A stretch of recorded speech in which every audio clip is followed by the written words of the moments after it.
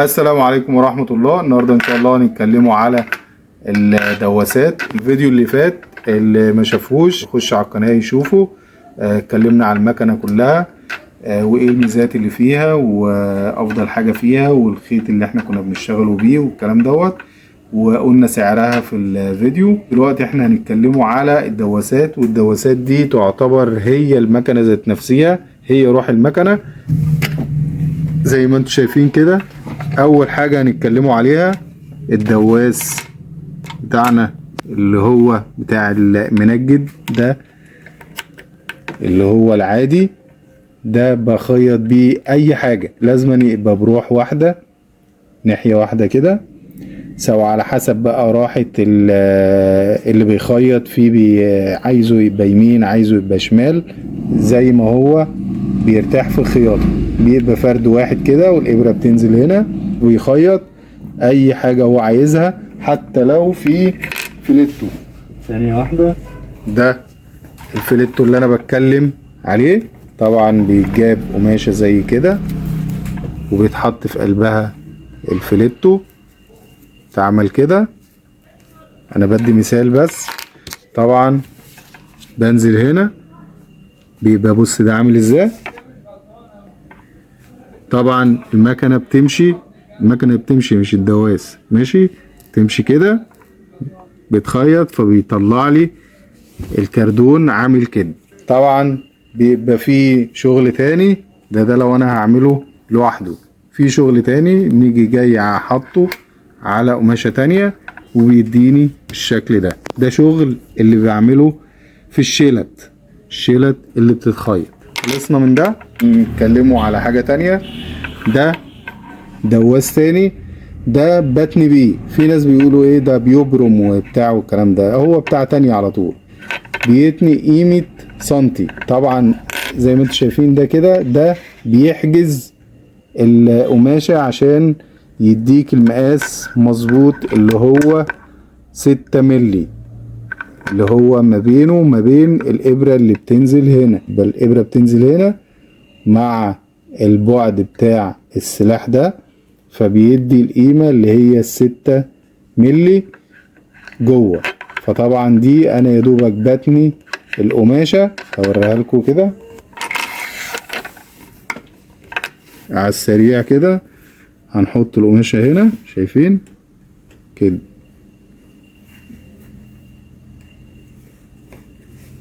ايوه لفها كده خلاص كده. وافضل بقى ايه، المكنه هتمشي،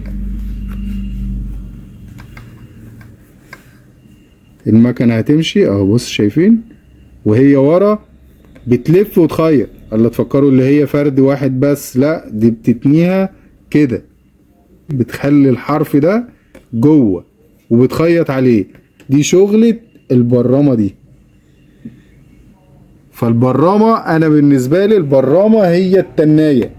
يقول لك البرامة والتناية، هي البرامة هي التناية. فديت بتتني قيمة نص سنتي، فنص سنتي في اعرض من كده طبعا، في 8 ملي، ديت 6 ملي، وفي اقل من كده في 4 ملي.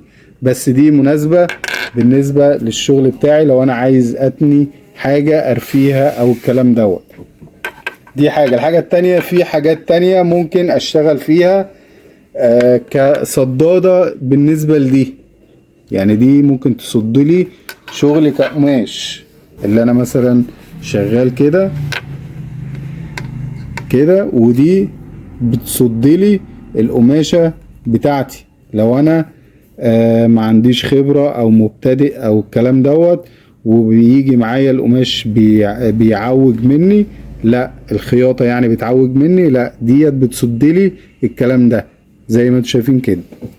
ده انا بشرح بس كده ايه شفوي، اما انا العملي على المكنة بيبقى ايه حاجة تانية، ولازما فيديو تاني عشان توصل لكم المعلومة اكتر من كده. بس انا بتكلم مبدئيا. دي خلصنا من ده، هنخشوا في ده الدواس ده. شايفين ده طبعا بيتحرك، والدواس كله بيتحرك، وافضل دواسات اللي هي كلها متحركة مش ثابتة. ليه؟ لان هو بيشتغل اي تخانات قماش بيقعد يطلع وينزل ما يتنحليش في المكنة. ودي احسن حاجة اللي هي بتصدلي القماش بتاعي نفس التانية، بس دي الافضل. ليه؟ لان ديت فيها سوستة، فالتانية ممكن القماش يعدي من تحت منها، اما انا دي لا، ديت زي ما انتم شايفين كده القماش اهو، وانا هخيط اهو تفضل بقى ماشية. انسى اللي القماشة تهرب وتعدي كده، انسى. ليه؟ لان هنا في سوستة فقافلة على وش المكنة، فهتديني بتاع تقريب ال4 ملي اللي هي القيمة دي ما بين المتحرك ده وما بين الابرة تقريب ال4 ملي، هيبقى نفس النظام كده. ده انا بستخدمه في ايه بقى؟ بستخدمه في الشغل الجنس، الخياطة الجنس. زي ما انتم شايفين كده انا عامل على ديت شغل، ديت انا كده تنيت القماشة اهي، انا خيطتها اصلا من البداية خياطة عادية. ده شغل الجنس، خياطة عادية. بعد كده نجي قالب الخياطة العادية دي كده الناحية التانية كده، ونجي قلبها، ونيجي جايب دي تبقى الناحية التانية كده، والتانية اهي. ما لكمش دعوة بالخياطة اللي هي السودة دي، خليكوا في دي. وهنيجي جاي مخيط. طبعا خياطة الجنس مش هتبقى بالخيط ده ولا بالعيار ده، لا بتبقى اعرض. فما باجي اخيط بيبقى دي خبطة في من عند الدواس اللي طالع ده، فده اللي بيديني القيمة ماشي بالظبط، ما بروحش كده ولا كده. ده اللي بيجبرني، فده الافضل. عشان ما اجيش كده امشي الاقي واحدة رايحة لي كده واحدة رايحة لي كده، لا ده هو ماشي محكوم بالتخانة دي. خلصت المكان ده بقلب على الناحية التانية لو انا عايز الناحيتين يبقى فيه خياطة جنس. بس الخياطة دي بيبقى لها شغل تاني، بيتحط قماشة تانية خارجية بعمل لكم فيديو عليها، وبتتخيط عشان تديني التخانة دي يبقى في تخانة زيها قصادها. طبعا دي حاجات ديت فنيات هبقى اقول لكم عليها بعدين. خلصنا من دي. انا بقول لكم الحاجات اللي ليها لازمة، مش اي دواسات تتجاب وخلاص، مش اي دواسات تتجاب وخلاص. في مجموعة كبيرة كده داخلها في تقريبا 1200 جنيه. 1000 ده منين؟ ده بتتجاب من امازون ماشي، لكن اغلبيتها تلاقي حاجة واحدة زي مثلا دي تغنيك عن 3-4 دواسات من التانيين. مثلا دي تغنيك عن 3-4 زيهم وهكذا. فتلاقي كل المجموعة ملهاش اي لازمة في سبيل اللي انت تجيب 10 دواسات بكل الدواسات. كان كام تقريبا 70 دواس. في دواس ثاني هبقى اوريهولكوا دوت اللي بيعمل البليسيه اللي هو الكسر. طبعا بيبقى فيه عيار تعمل كسرة 2 سنتي، كسرة 3 سنتي، كسرة 4، كسرة 5. دي اقصى حاجة في البليسيه. طبعا ده انا بحتاجه في الشغل، هبقى اوريهولكوا بعدين، اعمل لكم ريفيو لوحده عليه. ده بتاع الكشكشة، بيتلف دوت ودوت بيكشكش بتاع، بيتقلي القماشة بمعنى اصح، بيخلي المكنة تاكل اللي احنا بنقول عليها بتاكل، هي بيقولوا عليها بتكشكش. فديت بتكشكش لي القماش تحت، بيعمل كسر صغيرة كشكشه غير الكسر اللي هي البليسيه. فده انا اصلا في شغلي ما بحتاجوش قد كده، لكن بجيبه لعل وعسى. ده اللي هو القماش العادي لو حد عايز يخيط بيه، دي حاجة دواس عادي اللي هو بروحين. لكن انا اغلبية شغلي بشتغل بدوت بس، ومش اي حد يشتغل بفرد واحد. ليه؟ لان مفيش حاجة بتحكمه الا الصنايعي اللي شغال بيه. لو مش الصنايعي شغال بيه ما يعرفش يشتغل بالدواس ده. ليه؟ لان ده بيبقى حاكمه واحد تاني، فبيبقى ماشي الخياطة او القماش عليه، فمحدد له هو ماشي ازاي. اما انا ده اللي محدد له الصنعة او نظره وهو شغال بيبقى ماشي صح، مفيش تعويج او كده، مش اي حد يشتغل بيه. تمام. خلصنا من كل الدواسات دي. ده انا في دواسات تانية بس هوريها لكم بعدين. دي اهم حاجة اللي يشتغل بيها كمبتدئ او كمحترف. وفي حاجات تانية موجودة لكن ما نزلتش في السوق خالص، هبوريها لكم ان شاء الله. نتكلموا دلوقتي على الابر. افضل ابر انا بشتغل بيها ابر الماني.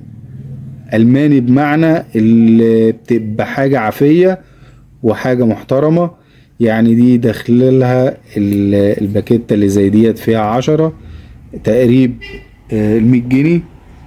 100 جنيه ده ال 100 جنيه ده انا جايبها من فترة جامدة. ده ممكن يكون داخلها دلوقتي حاليا ممكن 170 180 كمان. اما انا جايبها من فترة جامدة لان ديت ما بتتكسرش بسهولة او بتتنى، او مثلا في ساعات بيحصل لها زي سخونية في بعض اقمشة فبتبقى تقيلة فبتقطع القماش. لا دي حاجة تانية خالص، دي عالم تاني غير الابر التانية. يعني مثلا في الجرار ده، دي جرارات انا بشتغل بيها، جرارات محترمة. الجرارات دي مرة قبل كده اشتغلت خرمها. يعني تخيلوا الابرة اتخرمت، البتاع ما اتكسرتش ولا اترمت حتى. يعني معناها ابرة ملهاش حل.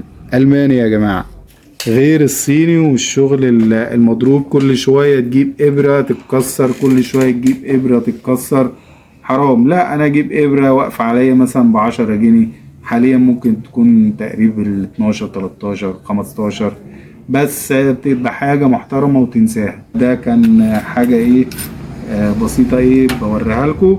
وان شاء الله في فيديوهات تانية جاية، وان شاء الله تتابعونا. والناس اللي ما بتشتركش وبتتفرج وخلاص ديت يا ريت تشترك. والناس اللي ما بتعملش لايك، اللايك دوت بيعرف ناس ياما، بينتشر الفيديو. وده بفضل الله. انا بعمل حاجات بفضل الله يعني خير للناس، ما بعملهاش كده وخلاص. لا دي حاجة لله للناس بحيث اللي هي تفيد ناس ياما. وفضل الله في ناس بيتابعوني وناس منجدين بيتابعوا الحاجات ديت، وناس بيبتدوا التنجيد، وفي ستات حريم فاتحين ورش فاتحين ورش بفضل الله بالتعليم اللي انا بفضل الله علمته لهم. وبيتابعوني على الواتس وبيعرفوا يمشوا ازاي ويخيطوا ازاي ويعملوا ازاي.